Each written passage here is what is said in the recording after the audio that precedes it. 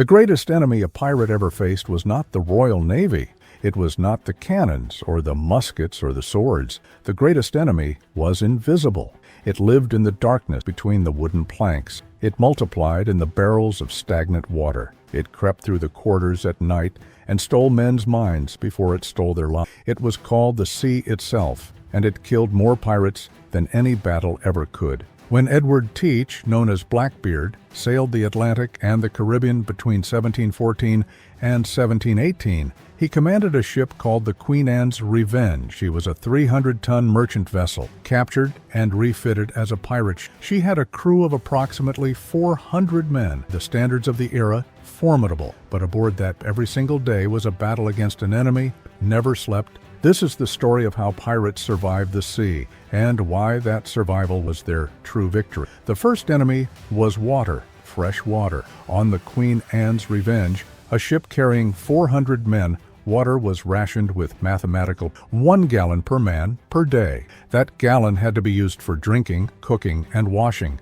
In tropical waters where the ship might sail for weeks without resupply, the mathematics became desperate. Water barrels were stored below deck in the hold, where the air was hot and fetid and completely still. Rats lived in those barrels. Insects laid eggs in the water. The wood of the barrels rotted from the inside out, leaving splinters of rotting oak floating in what men had to drink. Sailors developed a term for it: bilge water.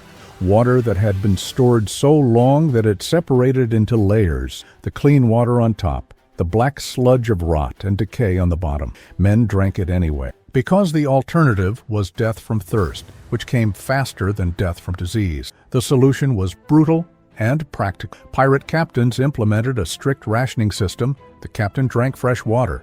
The quartermaster drank fresh water. The officers drank fresh water. The crew drank what was left. On Blackbeard's ship, the code was written down. Every man knew exactly how much water. The code also stipulated any man caught wasting water would have his ears cut off. Any man caught stealing water would be marooned on an island with minimal supply. The punishment was so severe that men died rather than violate the water code. And yet, knowing they might die from rationed water anyway, they obeyed. Imagine your throat, your lips, your mouth taste of salt. The water you are given smells like a dying animal. You drink it anyway because the man next to you is already showing signs of the sickness that comes from drinking seawater in desperation. You have seen 3 men die from it already. Their skin turned blue before they died. Their minds went free. The water ration you receive is your lifeline, and the captain's code is the only thing standing between you and kill. So you drink the foul water, and you pray it does not kill you. The second enemy, on a ship carrying 400 men, meat could not be refrigerated. There was no salt enough to preserve all the meat they carried. Salting meat was an art and a science. Pork was packed in barrels with salt so deep that the meat turned into something almost unrecognizable. After 3 months at sea, the meat was hard as wood. It had to be soaked for hours before it could be boiled. The texture was repulsive, the smell was worse, but it provided protein and calories that kept men alive. Biscuits were the staple, hard ship biscuits called hardtack, made from flour and water and nothing else, baked into something that resembled stone more than food. A single biscuit could take minutes to bite through. Men soaked them in water or thin broth to soften them, but the biscuits were infested. Weevils laid eggs in the flour before baking. After months at sea, each biscuit was a living ecosystem of insects. Men developed a technique. They tapped the biscuit hard on the table to dislodge the visible weevils, then ate quickly before the insects could escape back into the biscuit. Some men ate the weevils anyway. The protein content was higher that way. Fresh vegetables did not survive long. A pirate ship that was lucky enough to dock in Nassau or Tortuga would load fresh fruits and vegetables, but these had to be consumed immediately or they rotted. After 2 weeks at sea, the diet consisted entirely of salted meat, hardtack, and whatever could be grown in small gardens the crew maintained on deck. Some pirate captains ordered lime juice added to the water ration to prevent scurvy. Not all of them. The men who served under captains who ignored the lime juice developed the disease anyway. Their gums rotted, their teeth fell out, their old wounds reopened. They died slowly, bleeding from their eyes. The third enemy was disease. In the hot, humid hold of a ship, disease spread like fire. Dysentery killed more men than anything else. It started with stomach cramps, then came the blood. Men would go to the latrine 10 times a day, 20 times a day, until they were passing nothing but blood. Hydration followed. Death followed. There was no cure. The ship's surgeon, if the ship had one, could do nothing but watch. On some pirate ships, the surgeon was an escaped slave with botanical knowledge. On others, the surgeon was a drunk who had learned his trade from watching men die. Either way, the result was the same. Typhus came from lice. In the hold, where 400 men slept in shifts on the same narrow bunks, lice spread like a plague. Men scratched until they bled. Open wounds became infected. Gangrene set in. Amputation was performed without anesthesia. The screaming could be heard across the entire ship. Sometimes the amputation saved the man. Sometimes it just prolonged the dying. Fever accompanied typhus. Men hallucinated.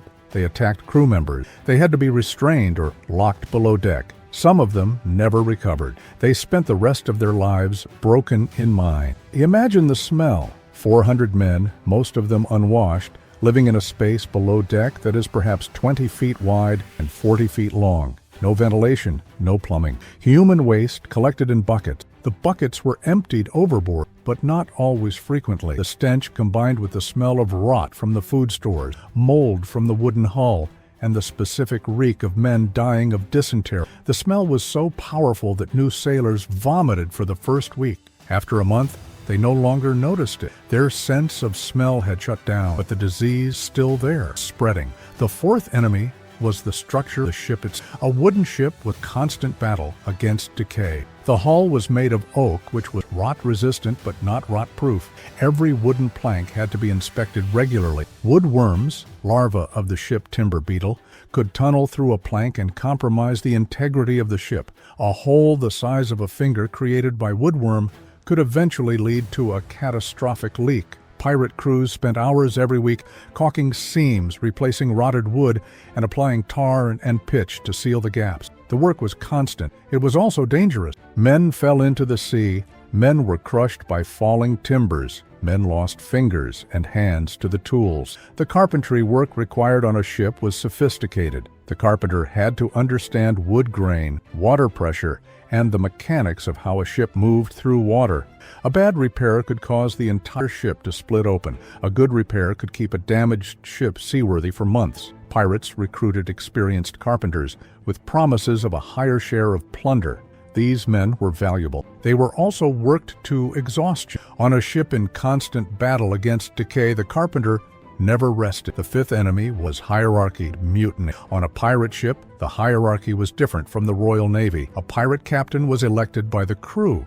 The quartermaster, a position that did not exist on any other ship, was also. The quartermaster's job was to mediate disputes, to enforce the code, and to distribute plunder fairly. If a captain became too brutal, the crew could vote to remove him. If a quartermaster became corrupt, he could be challenged. This created a kind of rough democracy, but it also created instability. A new captain every few months meant no consistent strategy. It meant alliances formed and dissolved. It meant that a man who had sailed with a captain yesterday might have to fight that same man tomorrow. Mutinies.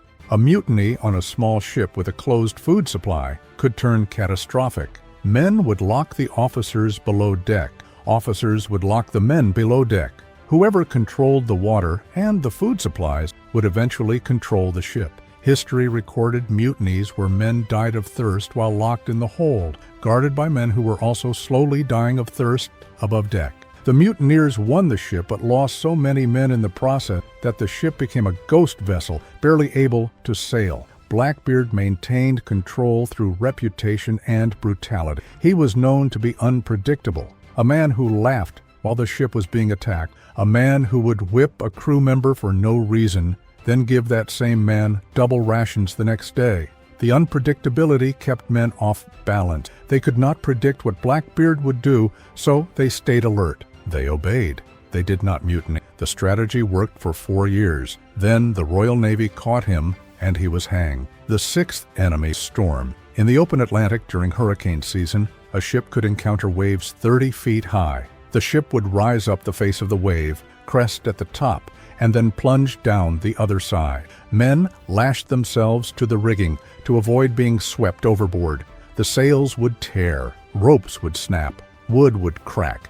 If a mast snapped, the entire ship could become unmanageable, rolling in the waves and then slowly sinking. There was no way to abandon ship in a storm. The boats would be destroyed.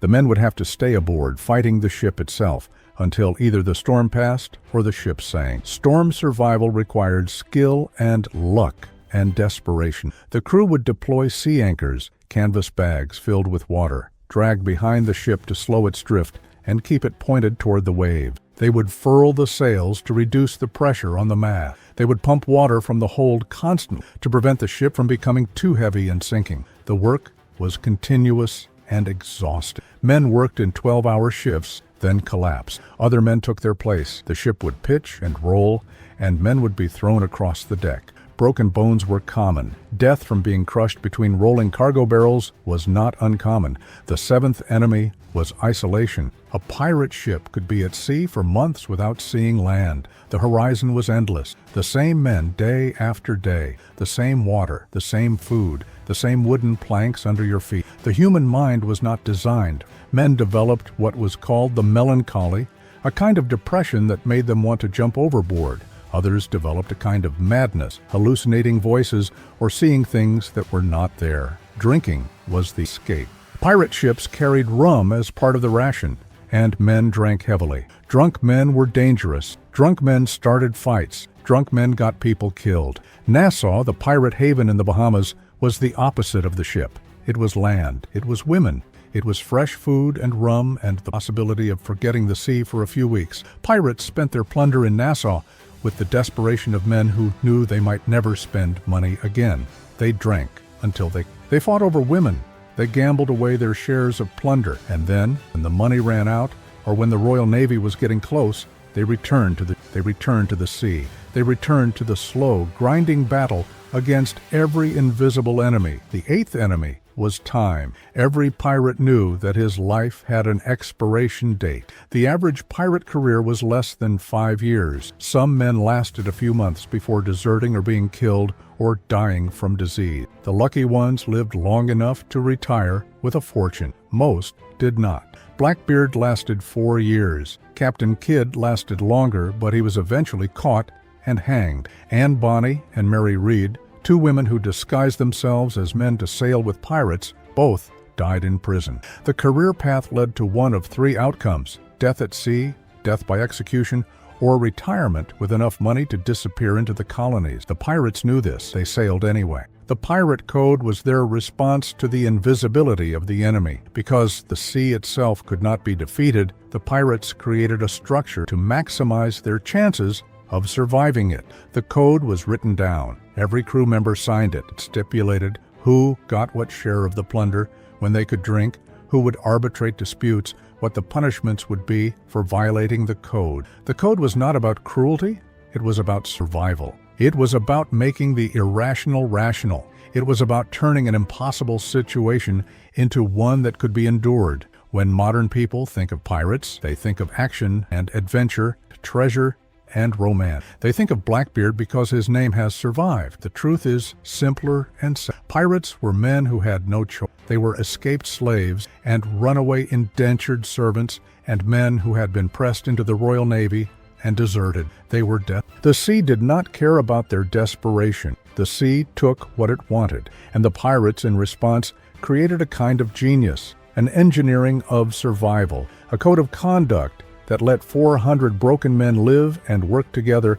despite every incentive to betray each other. The greatest legacy of the pirate age was not the plunder or the terror or the romance. The legacy was the evidence that human beings could organize themselves in the face of impossible conditions. The pirate code influenced the constitutions of later democracy. The election of the captain influenced ideas about representative government. The pirate division of labor influenced the development of modern management theory. The pirate ship was a floating experiment in how humans could cooperate despite everything pushing them toward chaos. So when you think of Blackbeard, Do not think of the man with the burning fuses in his beard. Think of the carpenter keeping the ship seaworthy. Think of the quartermaster distributing water fairly. Think of 400 men, each one slowly dying, agreeing to a code that gave them a chance. That was the real piracy, not the taking, the surviving. What aspect of pirate life would you like to explore next? Weapons and tactics, the recruitment of new crew members,